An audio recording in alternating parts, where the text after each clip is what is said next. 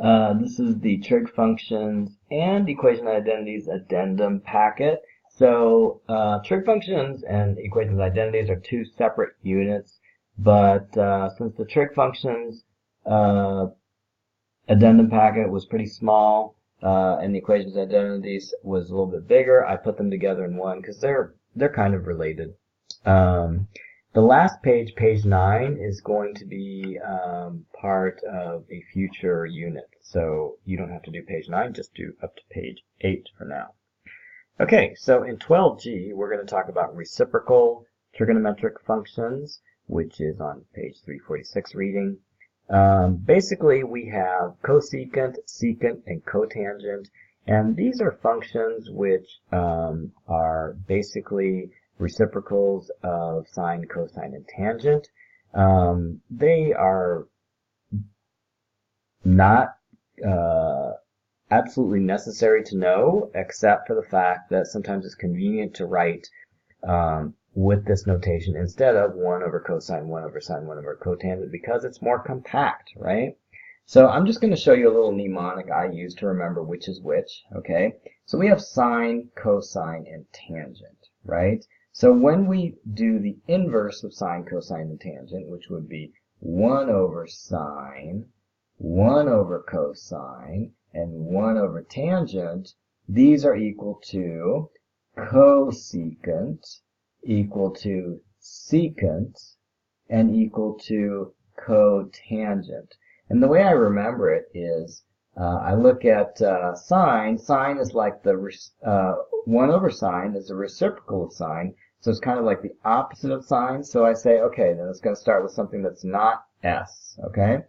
The reciprocal of cosine is the opposite of cosine, so it's going to start with something that's not c, which is s. And last of all, tangent, the opposite or reciprocal of tangent is going to be cotangent. That's the most obvious one, right? So that's the way I remember it, and you can like choose a way to remember it that works for you. So the cosecant of an angle, abbreviated CSCX, is defined as 1 over the sine of an angle, okay? And remember that the sine of an angle is opposite over hypotenuse, so basically what you're saying is this is equal to hypotenuse over opposite. Secant of an angle, abbreviated SECX, is defined as 1 over the cosine of x. And so cosine is adjacent over hypotenuse, so 1 over cosine, or secant, would be h over a, or hypotenuse over the adjacent. And the cotangent of an angle, abbreviated COTX, is defined as 1 over the tangent of x. And you can also think of it, remember, tangent is equal to sine over cosine, so the cotangent would be also defined as cosine of x divided by sine x, like the reciprocal of sine over cosine, right? And that would be equal to opposite over adjacent reciprocal, so that would be adjacent over opposite, right? Okay. Show how to derive these identities using the above definitions and sine squared plus cosine squared equals 1. Okay, the identities I was referring to are these two identities, tangent squared x plus 1 equals secant squared x. 1 plus cotangent squared x equals cosecant squared x. Okay, we're going to start out with this identity, sine squared plus cosine squared equals 1, and then we're going to manipulate it until we get these two identities. So let's start out with sine squared plus cosine squared equals 1. And I abbreviated sine with s and cosine with c because it's really hard to write this with this pen. First of all, I am going to try to make this look like the above identity by changing the first term, sine squared, into sine squared divided by cosine squared. If I divide sine squared by cosine squared, I will get tangent squared, right? So I'm going to divide sine squared by cosine squared, which means I'm going to have to divide every single thing in this equation by cosine squared. Sine squared divided by cosine squared becomes tangent squared x, right? Cosine squared divided by cosine squared becomes 1. And 1 over cosine squared becomes 1 over secant squared, right? Because secant is 1 over cosine, so 1 over cosine squared is secant squared, okay? All right, let's move on to the other one. So we're going to start again with sine squared plus cosine squared equals 1. To change the sine squared into a 1, I'm going to divide it by sine squared. And then I have to divide every single thing in the equation by sine squared, right? So I'm going to get sine squared divided by sine squared, which is 1. Cosine squared divided by sine squared, which is 1 over tangent squared. Same thing as cotangent squared. And finally, 1 over sine squared is the same thing as cosecant squared, because 1 over sine is equal to cosecant. Okay? So we have pretty easily derived these two identities. All right. Now, without using a calculator, find the values for these trig functions. So remember, cosecant of pi over 3 is the same thing as 1 over the sine of pi over 3. And let's figure out what sine of pi over 3. Sine of pi over 3 is sine of 60 degrees, so it would be the opposite over the hypotenuse of this triangle.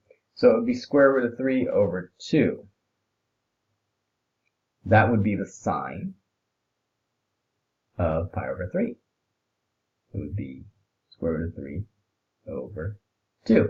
So if I have 1 over the sine of square root of pi over 3, it would be 2 over the square root of 3. Right? Okay. Now we're going to do secant of 5 pi over 6. So first let's figure out what is 5 pi over 6 in degrees. It's a little bit easier to think about it in degrees. So 1/6 pi is 30 degrees. So 5/6 pi would be 5 times 30 degrees, which is 150 degrees. So 150 degrees would look about like that. It would be 30 degrees short of 180. And so what would be, now we're looking at secant here. Secant, remember, is 1 over the cosine. So what is the cosine of this angle, 150 degrees, or 5/6 pi?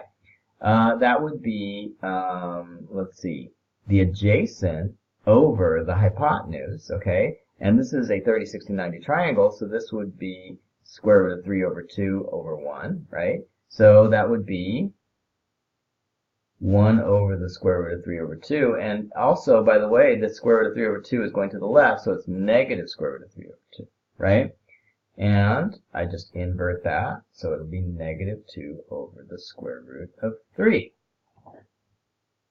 Now we'll do number 2. This is an interesting problem because they don't give us the angle x. However, they do give us the sine of the angle x. And from the sine of angle x, we're supposed to figure out all these other ones. Well, obviously, it's pretty easy to figure out the cosecant from the sine because the cosecant is just 1 over sine, right? So let's start with that one. The cosecant of x, in this case, is going to be the inverse of 1. It's going to be 1 over sine of x. I should be careful. Don't say inverse. Say reciprocal, right? Because the inverse function is a different thing, okay? So it would be 5/3, right? Because it's 1 over sine over x. Let's draw a triangle of what this trig ratio looks like in terms of triangle. So like 3 over 5 would be the opposite over the hypotenuse. So I'm going to draw a triangle which has an opposite of 3 and a hypotenuse of 5. So it looks kind of like that, right? And this triangle has an angle which is between 0 and 90 degrees, and that's what they want. Okay, so now that I look at this triangle, I see that maybe if I figured out the adjacent side, which is on the bottom of the triangle, then it would make it easier to find other trig ratios like cosine and tangent, which are necessary to figure out secant and cotangent, right? Another way I could figure out cotangent would be to use the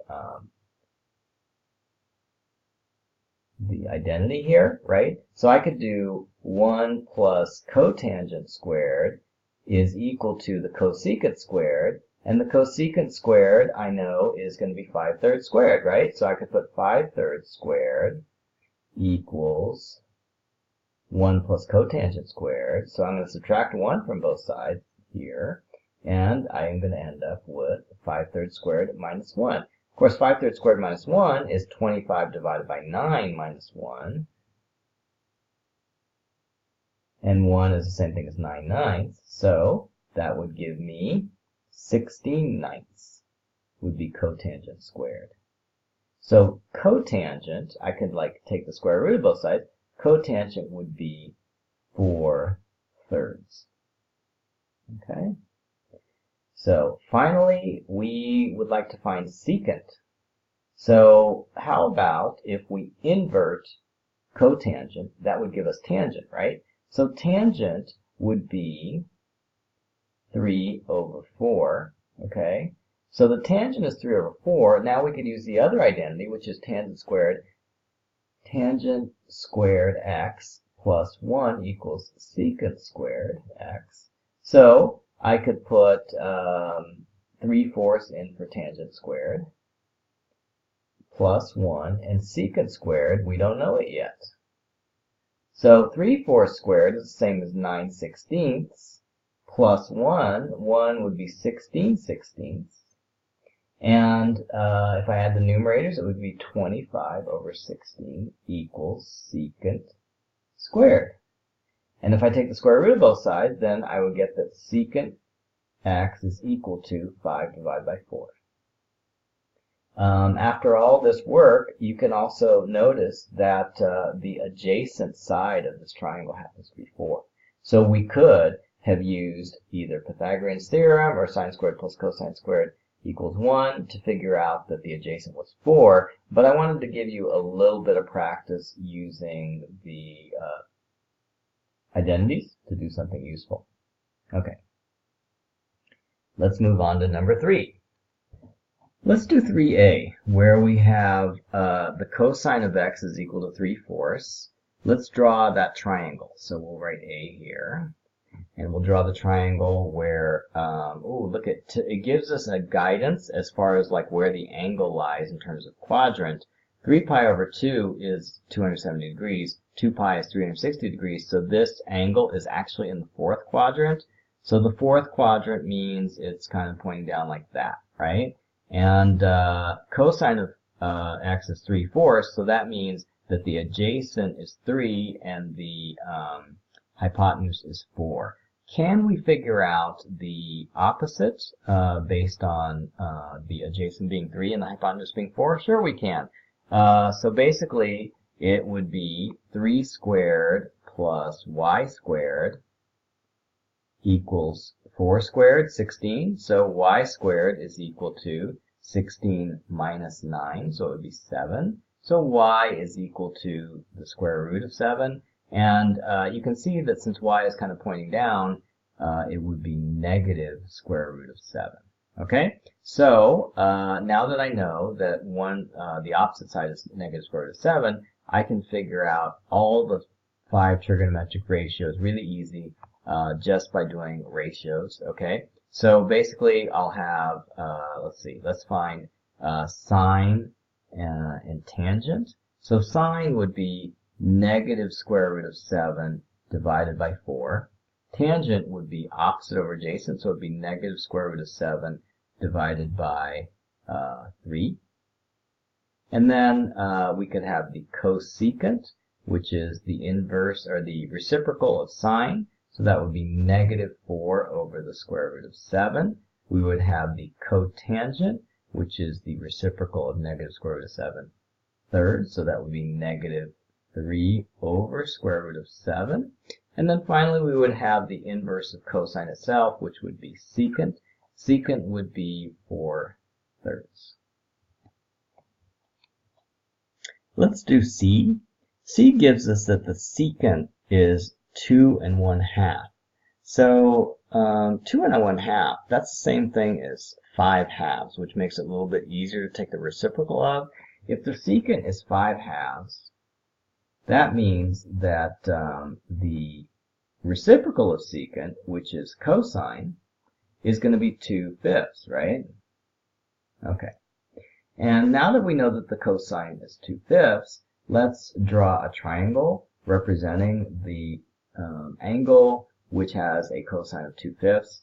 It tells us that it's in the first quadrant, which makes it a little bit easier because we're used to working in the first quadrant, right? So 2/5, 5 would be the hypotenuse, 2 would be the adjacent, and the unknown side, let's see, it would be 2 squared plus y squared equals 5 squared, which is 25. So y squared would be equal to 25 minus 4, which is 21. So y would be equal to square root of 21. So this side would be square root of 21. So that would mean that we could figure out the sine. The sine would be square root of 21 divided by 5. The tangent would be the opposite of adjacent, so square root of 21 divided by 2. And since we know the cosine is 2/5, then the secant, which is the reciprocal function for the cosine, would be 5/2, right? Now let's figure out the reciprocal functions for sine and tangent. So if sine is square root of 21 divided by 5, then cosecant must be the reciprocal of that, which would be 5 over square root of 21. And cotangent would be the reciprocal of square root of 21 over 2. It would be 2 over the square root of 21.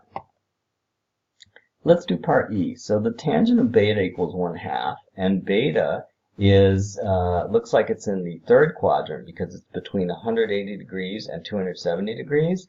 So let's draw a triangle with a tangent of 1/2 that is inside the third quadrant.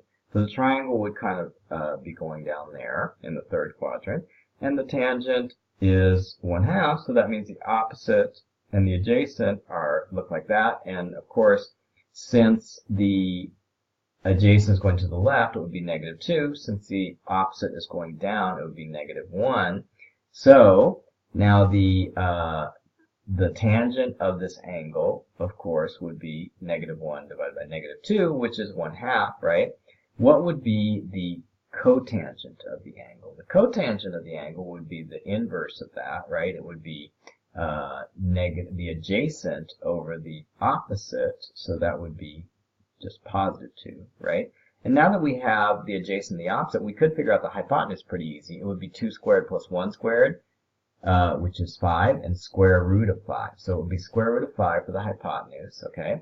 And now we can figure out some of the other trig ratios. Like, for example, sine. The sine would be -1 divided by square root of 5 because it's the opposite of the hypotenuse. Now the reciprocal of the sine would be the cosecant. It would be negative square root of 5. And finally, the cosine would be -2 divided by the square root of 5. And so the secant would be negative square root of 5 over 2. Let's do some simplifications of these trig relationships. So tangent times cotangent. Well, didn't we say that cotangent was 1 over tangent? So basically we have tangent times 1 over tangent, so that's basically 1, right? Cosecant times cotangent. Well, cosecant, remember, is 1 over sine. Cotangent, remember, is sine over cosine reciprocal. So it would be cosine divided by sine, right? So this would be equal to cosine divided by sine squared. And you would put x's for both of those. Okay? And last of all, we have cotangent divided by cosecant. So remember, cotangent is the reciprocal of tangent, sine over cosine. So we have cosine over sine for cotangent. And then in the denominator we have cosecant. Now remember, cosecant is the same as the reciprocal of 1 over sine. Now we get into the age-old question of fraction math. Okay, so remember, if we divide by 1 over sine, we could invert and multiply. So you have cosine divided by sine divided by 1 over sine, right? So you have divided by 1 over sine. And then dividing by a fraction is the same as inverting and multiply, so I'm going to multiply by sine. And then those cancel out, and I end up with just cosine. Okay? And that's it for this page.